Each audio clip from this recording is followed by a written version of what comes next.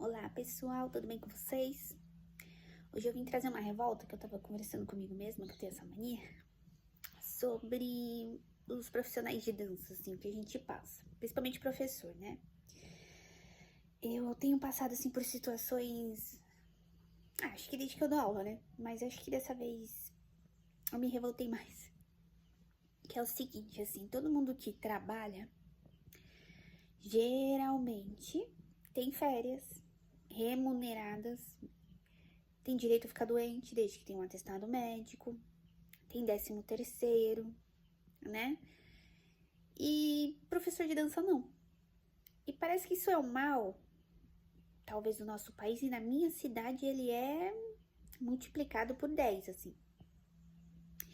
E o maior problema é que a gente deixa que isso aconteça, né? A gente sofre junto e acredita junto, né? Dizem muito que a gente atrai aquilo que a gente pensa, aquilo que a gente deseja, aquilo que a gente coloca o foco. E eu tenho notado isso aqui na minha cidade. A escola mais antiga que tem aqui, que foi onde eu comecei, ainda que a professora consegue, entre aspas, descansar um pouco, porque eu acredito que ela nem descanse muito. Ela para 15 dias em julho e um mês, somando as 2 últimas semanas de dezembro, perdão, e as 2 primeiras de janeiro. Ela sempre fez assim, acredito que ela tá fazendo ainda.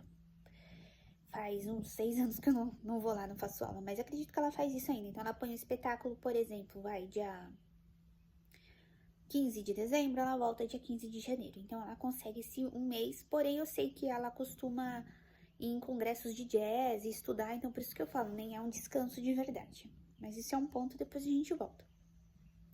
As outras escolas que eu já dei aula, não costuma parar nunca. E quando eu tinha minha sala, eu usei esse modelo dessa professora. Eu parei 15 dias em julho para coincidir com as férias de escola, né? Que as escolas públicas param só 15 dias aqui e as particulares param um mês. Então, eu parei 15 dias, fiz a mesma coisa. Fiz espetáculo dia 17, que eu lembro até hoje, e voltei na segunda semana de janeiro. Só que, por exemplo, no meu caso, meu marido tira férias na segunda semana de janeiro. Então, seria muito injusto eu ficar com uma criança em casa, por exemplo, dezembro e metade de janeiro, fazendo nada, porque a gente não pode viajar, porque meu marido tá trabalhando. E quando ele tira férias, aí não pode ir porque eu voltei a trabalhar. E a gente não viaja por muito tempo, a gente viaja no máximo 10 dias, a gente não aguenta ficar tanto tempo fora de casa. Isso é costume nosso já. A pequena começa a sentir falta dos brinquedos, da casa, e a gente começa a ficar cansado também, a gente quer o nosso lar, né? Enfim, também é outra coisa. Mas só explicando pra vocês, então, imagina, se eu pego essa rotina, assim, né, de 15 dias e tudo, a gente nunca ia viajar. Nunca ia coincidir, a gente ia ser aquela família maluca que nunca tem um tempo. Então, o que eu quero trazer com esse vídeo? É que professor de dança é gente, né? Tem que parar com esse negócio que a gente só merece receber se a gente está dando aula, porque é essa a mentalidade do nosso país, principalmente da minha cidade. Porque a antiga escola que eu estava e a que eu estou agora, eu percebo que ela consegue sobreviver. Os pais, os alunos pagam tranquilamente, no meu caso também eu pago. A gente paga janeiro, dezembro, julho, sem reclamar. E essas escolas param julho inteiro. Mas por que o professor está descansando? Não, porque geralmente as escolas vão para Joinville, então não é um descanso. O professor está se matando de cuidar do filho dos outros, de cuidar de coreografia, de cronograma, gasta dinheiro para ir. Então não está descansando, está trabalhando. No caso da minha professora, pensando em exame da Royal, pensando no espetáculo, ela tira julho para montar espetáculo, então ela não está descansando. E acredito que lá na outra escola também, mesma coisa. Nosso espetáculo é agora, dia 23 de novembro, amanhã. Ela tá trabalhando assim horrores, dia passando no teatro, na escola, ensaio geral, fotografia. O pai dela faleceu esses dias, ela não parou por opção dela, porque assim, por exemplo, por mim, se ela falasse eu não vou dar aula, eu tô de luto, eu nunca ia pedir reposição de aula. Mas tem gente que é assim, tá bom, vive o seu luto, mas depois você repõe minha aula? Gente, pelo amor de Deus, eu fui funcionária pública por 6 anos. Eu tinha férias remunerada, 13º, licença maternidade de 6 meses, tinha licença prêmio depois de 5 anos, você teria licença nojo, né? É um nome feio, mas em caso de falecimento tem os dias certos para o grau de parentesco, enfim. Acredito que na CLT também não é tanto, né? Os dias que a gente tem, eu tive licença do casamento. Por que professor não pode ter? Né? E o problema é que a gente como professor aceita, então problematiza mais ainda, porque o aluno, o pai, o pagante impõe e a gente aceita, porque a gente precisa dar aula. Então, assim, eu como arte educadora da minha cidade, as aulas acabam agora dia 29 de novembro. Eu vou receber metade do salário, porque eu ganho por hora. Dezembro, janeiro, fevereiro não trabalha, porque eles enrolam pra caramba pra abrir as oficinas de novo. Vai abrir lá pra metade de março, dependendo do carnaval, então piorou. Eu vou receber lá pra maio. Isso é justo? Né? Tudo bem, você vai falar, mas você aceitou o contrato, você assinou e você sabe que é assim, é hora aula e pronto, acabou. Mas ou não é injusto, né? E a escola que eu trabalho, por exemplo, a dona queria que eu desse aula até a última semana de dezembro. É como se eu tivesse que trabalhar até dia 23, antes do Natal, parar o Natal e voltar. E eu sei que tem empresa que é assim, né? Calma, eu sei. Mas voltar na segunda semana de janeiro, sem parar, entendeu? Não é que eu sei que tem empresas. Meu marido, por exemplo, é um que vai trabalhar. Eu não sei quando cai o Natal agora. Acho que não sei o dia da semana que cai. Mas ele trabalha até o dia 23, eu acho. 24, 25 não trabalha, volta dia 26, vai até dia 31.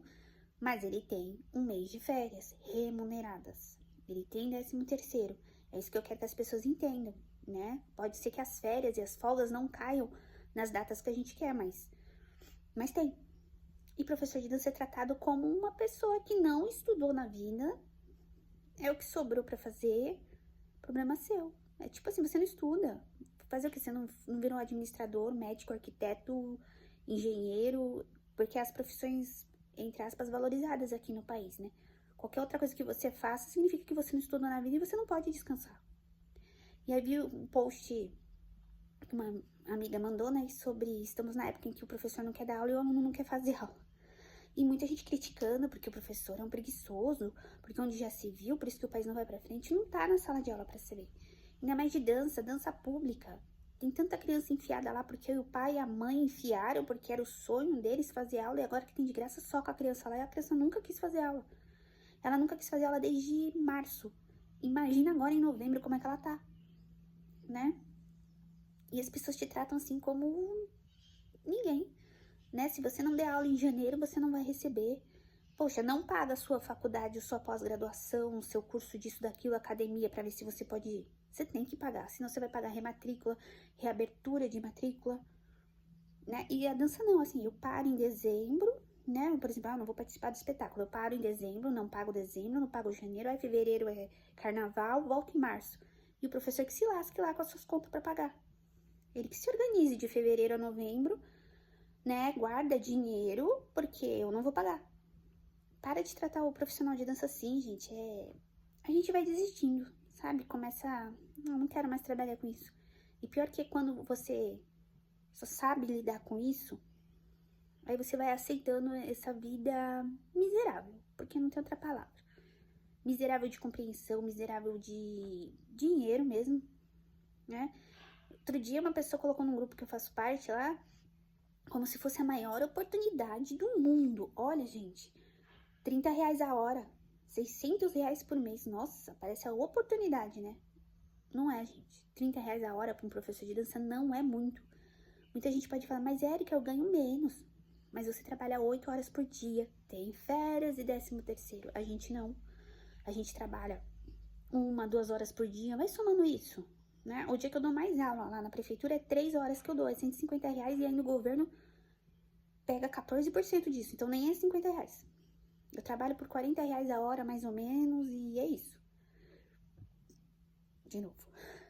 Então, assim, é um desabafo mesmo de tantas pessoas que contratam um profissional de dança, quanto o próprio profissional de dança, valorizar a profissão. A gente tem que começar a não aceitar certas coisas. Ah, mas eu preciso.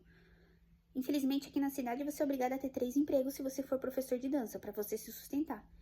Então, eu acho que é o caminho, muitas vezes, da maioria dos professores ter a sua profissão extra e começar a dizer não, porque as escolas vão começar a valorizar, vai começar a pagar o que vale. Eu dei aula numa escola particular aqui, escolinha normal, escola particular.